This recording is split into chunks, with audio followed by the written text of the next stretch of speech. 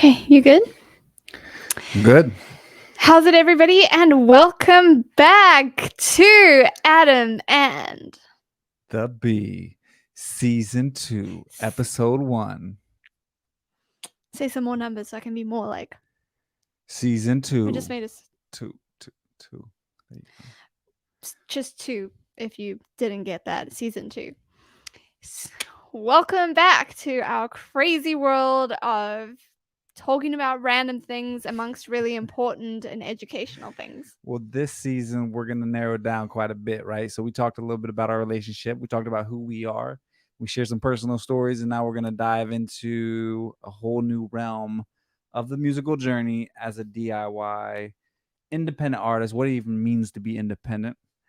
Oh, Hit my getting mic. excited. You haven't even started drinking Got yet. a little riled up. We got the milk tart in the background. So more importantly, let's start with a little recap of what happened. Yes, so basically, we started our podcast. We did season 1, and we were doing a mashup of relationships and music because we're in a relationship and we Yes. both do music. So we just thought it would make sense to talk about our relationship as well as music. But then the more we started thinking about it, we really wanted to zone in on a niche, and we wanted to really stay focused on helping to educate artists similar to ourselves, Yes. the DIY, more specifically the indie artists, the independent I'm not recording artists. our audio. I should do this again. Oh, we're not recording I audio? think we need to do that again, actually. How do you know we're not recording audio? Thanks, folks. We will see you in season 3. Have a good one. Good thing, don't wreck a good thing. Good thing, don't wreck a good thing. Good thing, don't wreck a good thing. A good thing. And we're back. We're back.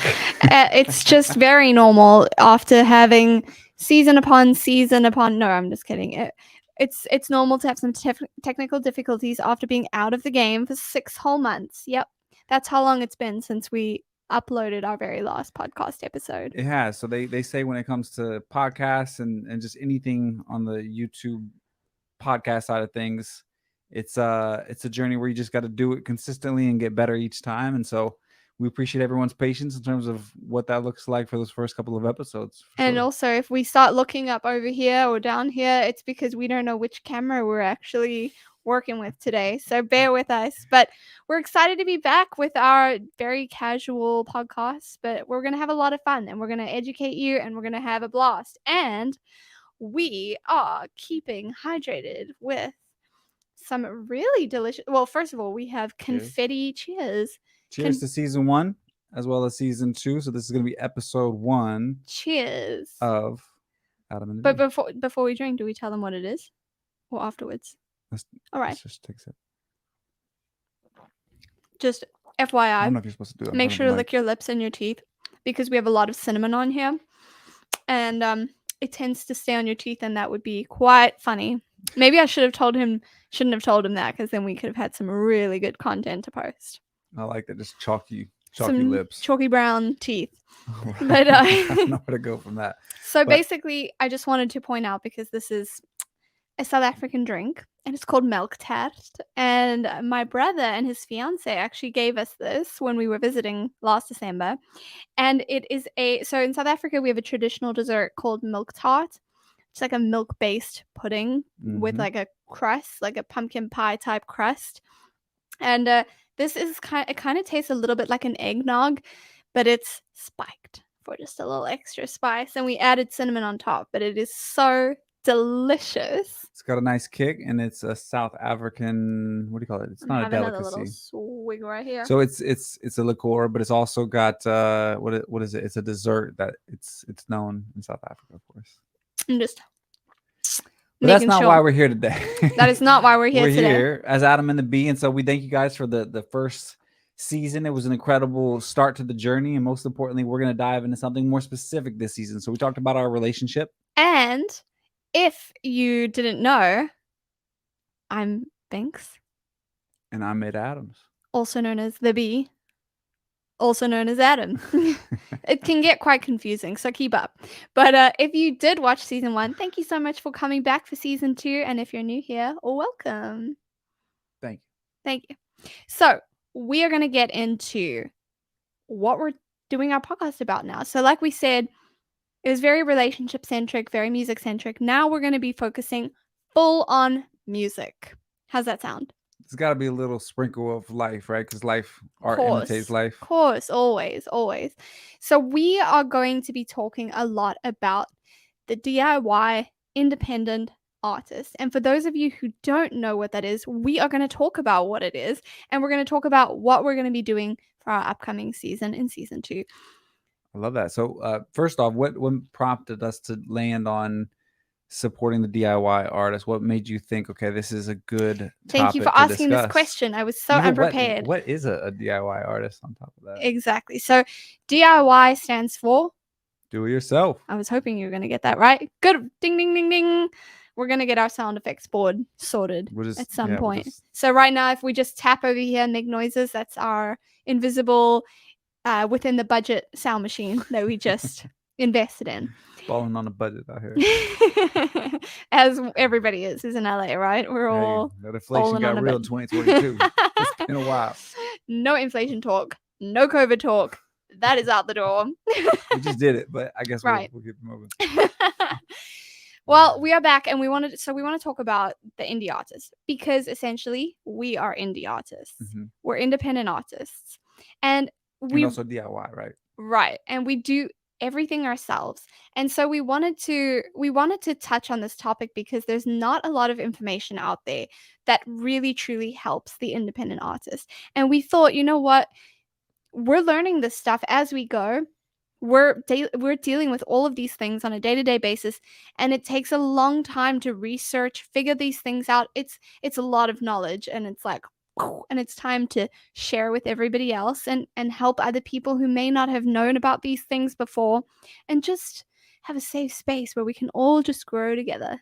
Exactly. So we're going to continue to create and build our platform in conjunction with Spread the Love for up and coming artists. Make sure that you guys have the tips and tricks to be successful and overcome some of the objections or obstacles that most DIY artists face, especially in a new landscape where the budgets have changed.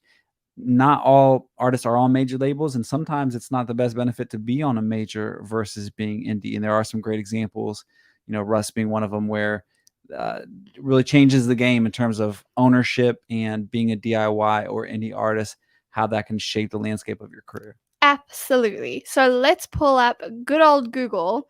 And for those of you who don't know, because if those of you are joining us who just love to hear us waffle on about things. But they know what Google is, right? I don't know. Do they know what Google you're talking about the DIY artists. Got it. Okay. All right. So we're going to talk about the definition of a DIY artist, and we will see, and we can kind of talk about what we think about that. Mm-hmm. So a DIY musician, or do you want to read it out? Yeah. A DIY musician is a musician who takes a do-it-yourself approach to building a music career. That is, a DIY musician must literally do everything themselves. A DIY musician might have a small network of friends, family, collaborators, and acquaintances that assist them with tasks from time to time. So what are your thoughts on the Google definition of a DIY musician? I would like to commend you on your reading skills, because Thank you. I got confused there. I got halfway through. I was enjoying the way that was being worded. It was pretty sensual, very sensual.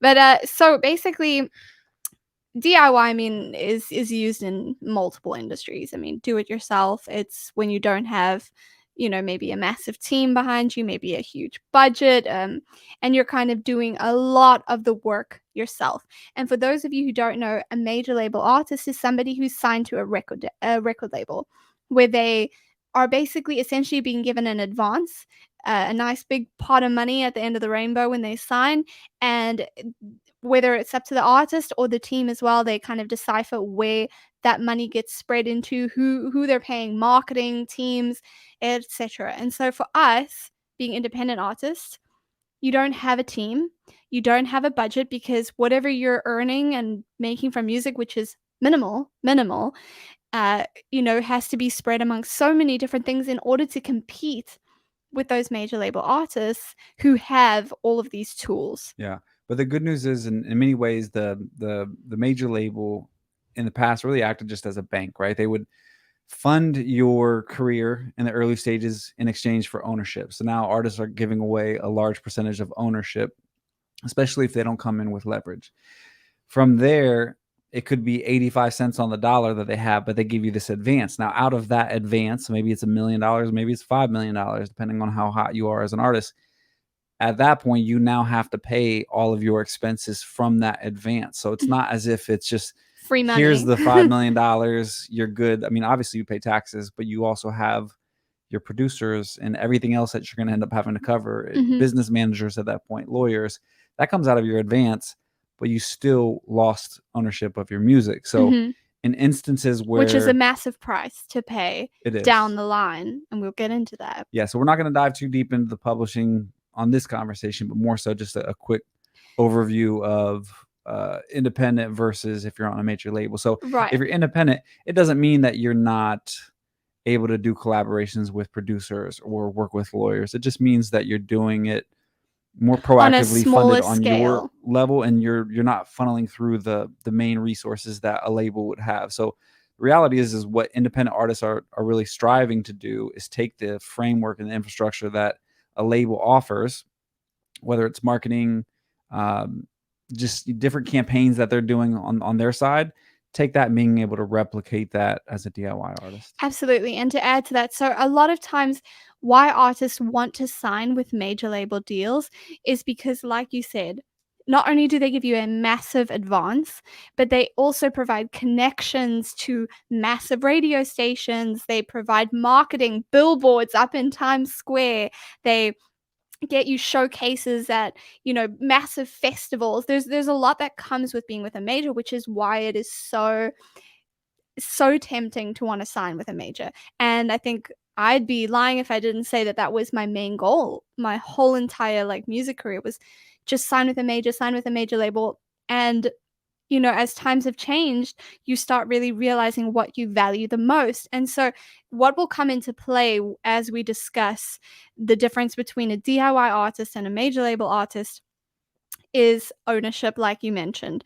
It's being able to own the artwork that you make. And not only that, but monetization, and as well as retaining your creative control. That's a huge one. I'm glad you said creative control, because a lot of times they don't realize when they sign to a major, there are many more influences that come in along the way that prevent people from being able to live and express their full creative freedom. Right. And so, we're not harshing anybody's mellow on who decides what they want to do with their music career, but what we're focusing on is, because we're indie, that's what we know. So we're going to share our knowledge about what it's like to be an independent artist and how to utilize tools that are similar to artists that are on a major label in order to build ourselves up to that scale. And it also depends what your values are, right? If you prefer having a company help you, but they take more of your creative control, they take more of your revenue, but they provide you with a larger scale audience at a quicker pace versus an indie artist, it's kind of like a slow climb, So major label artist is kind of like taking an elevator, taking an escalator, and an indie artist is taking the stairs. That's actually such a great way to put it. Yeah. And there's no one size fits all. If I do say so myself. I like to take the stairs sometimes. It's always good. It's healthier to take the stairs. But it's that Happy Meal in a box kind of concept, right? Like some of it's just prepackaged. It works and it looks good. But sometimes it's worth the long road for sure. And we're going to dive into that space. And again, there's no one size fits all. So some people may be a better fit to be able to go onto a label. But the reality is the core of the artists that are coming out here. I mean, we have so much technology that's allowing for us to be able to do it ourselves, that you even look at this actual podcast itself. I mean, this is an independent podcast that we're running, not working through some major distribution. So definitely. And I'm excited because we are going to learn. So we're going to learn about the different, sorry, I'm got distracted because I saw a blinking red light on the camera and I don't know what that means, but I'm assuming it's not good. So we're going to just keep this going and whatever happens, happens. So basically, we're going to talk about a couple of the topics that we're going to cover throughout this season. And the first is going to be building a team. Building a team. Okay. So when it comes to the building a team, I would look at that first and foremost in the creative process, right? Because nothing moves without the music or the art itself. So I'm curious. Let's go through a quick recap of how your year's gone, because I know you've done a lot of collaborations, me being one of them, but most importantly, there's other artists and producers and whatnot that you've been working with and starting to expand your horizons musically. So what does that look like for you to build a team? So I'm really excited about this topic because it, as you mentioned, it's something I've really, really focused on this year. And we're going to have a full on episode about this. So we're just briefly touching base on all the different things we're going to discuss. But building a team could be just people you collaborate with. It could be having a lawyer, a manager, uh, who else? Working with other producers, working with other artists. Right, and just all the different people, the marketing team, a PR person, a social media person. It's like finding all those people who can help you because there's so much to do, especially nowadays. It's like it just keeps piling on what the artist is responsible for, and we're going to get into it with the social media, but there's so much that artists are responsible for that they feel like they have to do in order for their music to just get Well, out. in many ways they do. I mean, the definition of what it means to be a musician now, I mean, there's a small percentage that can just let the music speak, but more often than not, it's got to permeate through multiple levels, and social media being one of them. So we'll do a deep dive into some of those other components. Yes, so sure. building a team will be one of them. Yeah.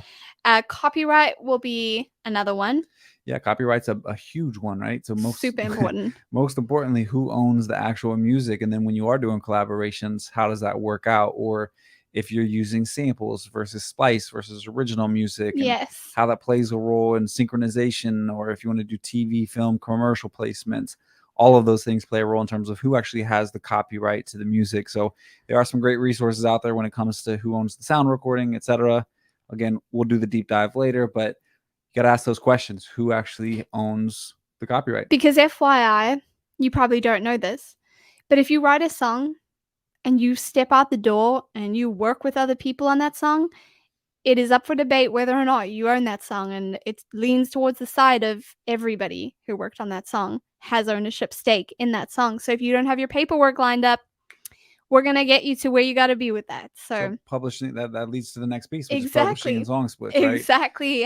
Look at you go. There you go. We're on the same list here, which And is song splits is right. You got your phone. I didn't realize your phone was down there. I was like, probably wow. should tell the people that like I was like, I've he actually did got his a phone homework. right here. So I know, because I'm- if I'm also looking down there, it's not because of anything else.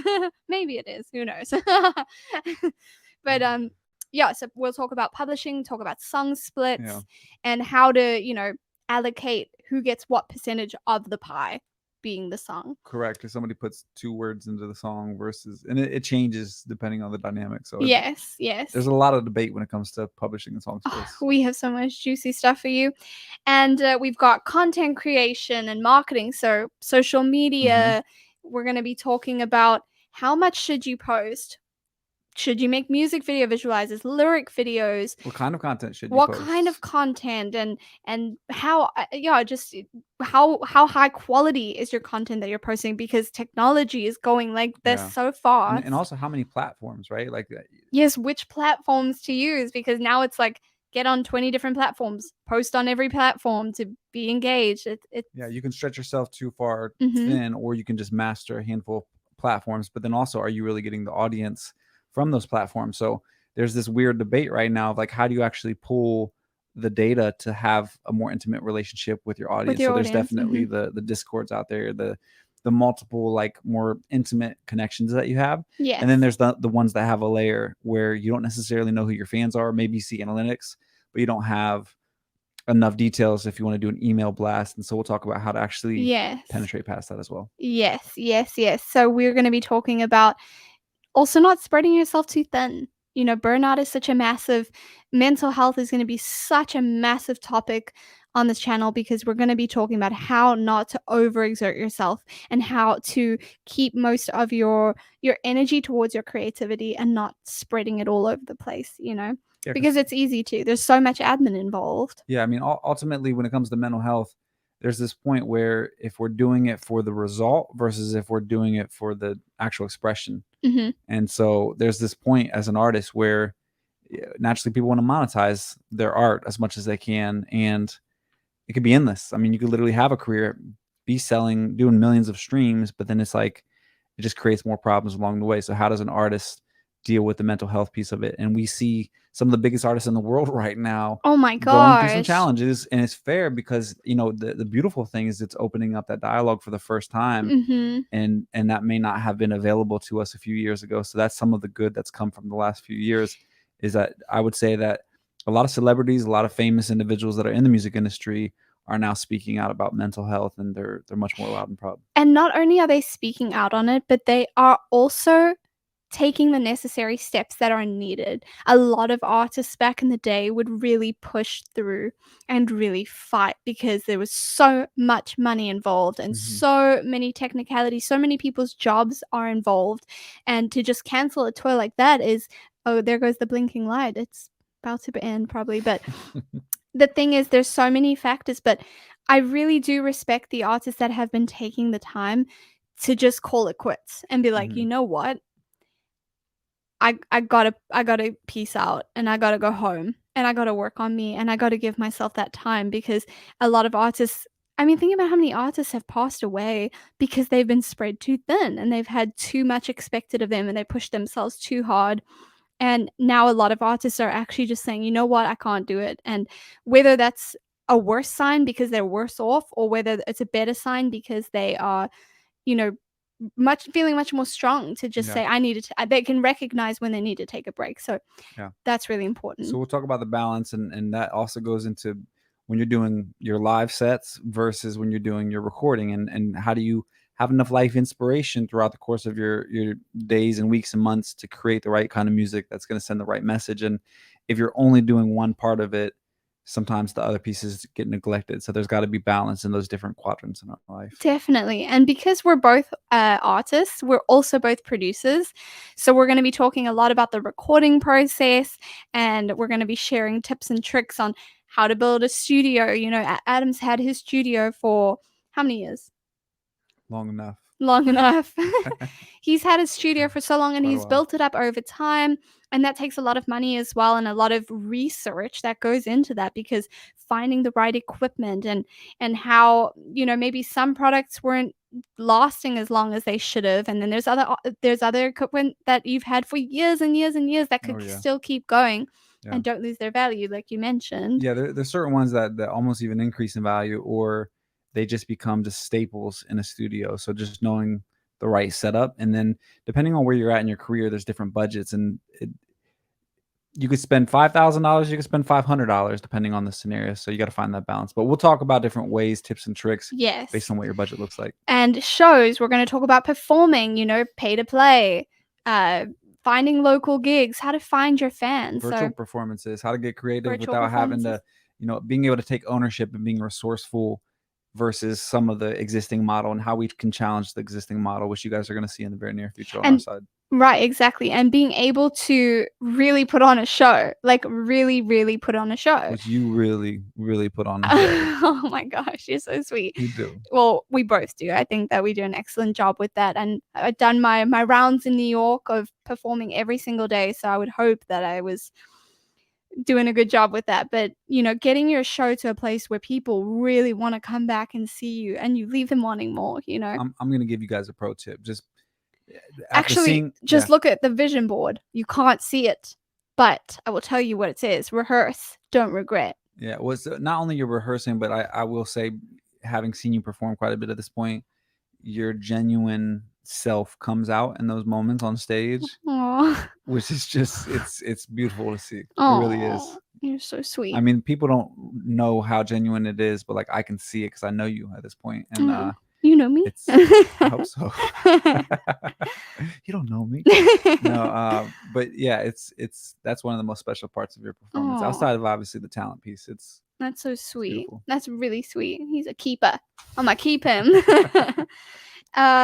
And we're going to talk about, this one. So like you mentioned earlier on, collaborations. Mm-hmm. Such an important thing. And this goes in every industry. I'm going to go over that one. And then legal, we're going to talk about, this is so important and the most boring one, in my opinion. Get your paperwork right. Oh, get your paperwork right. There's a lot of paperwork. If you want to get your paperwork right. That's exactly a good slogan. If you want to get your paperwork right. We're going to make a song about that. Want to get your paper, get your paperwork right. Want to get your paper, get your paperwork right. Want to get your paperwork right. Get your Want paperwork to right. get your paperwork right. Ah. And that's how a song gets created. That's right? exactly It's a right. song. The making of a song. Stay tuned. And we're going to also talk about fan acquisition. And there's multi-million-dollar many more questions that we're going to go through. I mean, topics, not questions. And questions. If you have a question, if you're a major label artist or an indie artist, we're all here to learn from each other. This is going to be so much fun because we're all going to learn together. We're going to share our knowledge with each other. And it's just going to be an incredible community where we support each other, share new releases, and have interviews with other creators. We just shot our very first interview for season 2 with Michelangelo, so stay tuned for that. And we're so excited to just learn from other creatives and share what they know. Yeah, most importantly, this is going to be an interactive platform for all of us. So if you have any ideas, any things that you want us to cover, I was going to say, it sounded like you started rapping there. You were like, any potential people you'd like us to interview, we're definitely going to dive deep with industry professionals to make sure that you guys are getting firsthand real life experience. It's not just the research part of it. Naturally, we do research along the way, but we want it to be as interactive as possible. So if you guys have any thoughts or best tips and tricks, and we'd love to get your guys' feedback along the way for sure. And if there's something that you have a question to or a topic that you need covered that you can't really seem to find enough information online, shoot it to us in the comments and we will do our research and we will do our best to get a really great video together for you. So I think we're going to just wrap it up there, except let's just briefly say, over the past 6 months, we've released some music. And I just wanted to say congratulations to you because you just released an album. Woo-woo. What's the name of the album? So it's called Impressions. It is Impressions because it's all about the idea that in life, there's little moments that happen and it leaves this little impression the same way, feet in the sand. So if you see on the actual album cover, it's these 2 footprints, but it gets washed away. When you see it, you will know that by we the went water. through a lot of stress trying to take that photo, but it came out great. We'll tell you guys Finish the story what you were about that saying. another time. But Impressions, that's out now. Make sure to check it out. It's a collection of the work that we've done over the past year, and we've got a whole lot more music coming. So much. And you, girl, you have been busy between the visualizers, Busy bee, you might say, and the marketing, and there's a whole lot more that you're going to talk about later on. But yes, so what's been new your way? I mean, both of us, we've been releasing music every 4 weeks. So we have been in the studio nonstop, which has been wonderful. But we're excited to start the podcast again and do some shows. But we've been releasing music every 4 weeks. So I've released some songs that he helps me produce, all of them. And I've released Bizarre, Fouls, Fame is a Beep Boy. Fame is an F boy. You can say that. Fame is an F boy, but with the swear word. Yes. And what else? I have a song coming out on the 13th of October. And which one's coming out on the 13th? Lemon Trees. That's a good one. We're excited for that one. It's a and very then the stock market. When's that one coming out? Stock market. I think November. So very excited for that. But we've got so much music. So head on over to my Spotify, which is BINX, and to his Spotify at Mada Adams, MADAATOMS. And also don't forget to add us on all social media. First, of course, Adam and the Bee, and then Mada Atoms and BINX Official. And you can find us. Oh, and make sure to rate this podcast 5 stars and comment it and say it's the most awesome podcast you've ever listened to, even if it isn't. And just, no, don't lie. Don't lie. It'll be awesome. We're going to make it awesome. We're going to make it awesome. You're going to make it awesome. All of you. Yes.